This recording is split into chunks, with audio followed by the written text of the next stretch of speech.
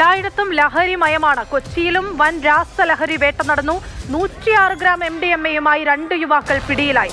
ബംഗളൂരുവിലെ മൊത്തവിതരണക്കാരിൽ നിന്ന് വാങ്ങിയ MDMA പാലാരിവട്ടം, കലൂർ എന്നിവിടങ്ങളിലെ ജെൻസ് ഹോസ്റ്റലുകൾ കേന്ദ്രീകരിച്ച് വിൽപ്പന നടത്തുകയായിരുന്നു യുവാക്കളുടെ ലക്ഷ്യമെന്ന് പോലീസ് പറഞ്ഞു.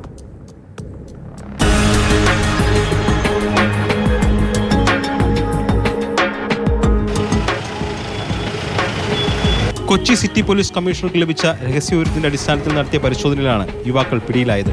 പത്തനംതിട്ട അടൂർ സ്വദേശി അശ്വിൻ വിജയ്, കോട്ടയം കങ്ങഴ സ്വദേശി അക്ബർ ഖാൻ എന്നിവരെയാണ് 106 ഗ്രാം MDMA-യുമായി പാലാരിവട്ടം സൗത്ത് ജനതാ റോഡ് പരിസരത്ത് നിന്ന് പോലീസ് പിടികൂടിയത്. ബംഗളൂരുവിലെ മൊത്തവിതരണക്കാരിൽ നിന്ന് വാങ്ങിയ MDMA പാലാരിവട്ടം, കലൂർ എന്നിവിടങ്ങളിലെ മെൻസ് ഹോസ്റ്റലുകൾ കേന്ദ്രീകരിച്ച് വിൽപ്പന നടത്തുകയായിരുന്നു യുവാക്കളുടെ ലക്ഷ്യമെന്ന് പോലീസ് പറഞ്ഞു. ഷോൾഡർ ബാഗിലും പോക്കറ്റിലുമായാണ് രാസലഹരിവർ സൂക്ഷിച്ചിരുന്നത്. 106 ഗ്രാം MDMA ഉണ്ടായിരുന്നു. ഈ യുവാക്കൾക്കുടെ ഇടയിൽ വിതരണം ചെയ്യാൻ വേണ്ടി കൊണ്ടുവന്നപ്പോഴാണ് ഇവർ അറസ്റ്റിലായത്. ഇവരെ നമ്മൾ 3-4 മാസമായിട്ട് ഇവരെ നിരീക്ഷണത്തിൽ വെച്ച് ഇരിക്കുകയായിരുന്നു. ഇന്നിപ്പോൾ രാവിലെ ഒരു ട്രെയിൻ മാർഗ്ഗമാണ് ബാംഗ്ലൂരിൽ നിന്ന് പാലാവിട്ടത്ത് എത്തിയത്. ചെറിയ പൊതികളിലാക്കി മറ്റു യുവാക്കൾക്കെതിരെ വിതരണം ചെയ്യുന്ന വേണ്ടിയാണ് ഇവിടെ കൊണ്ടുവന്നത്.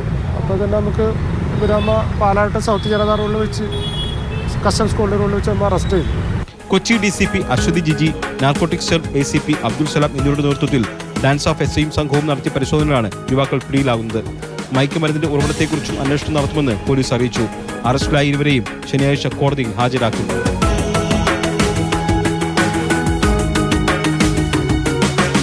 മാതൃഭൂമി ന്യൂസ്, കൊച്ചി.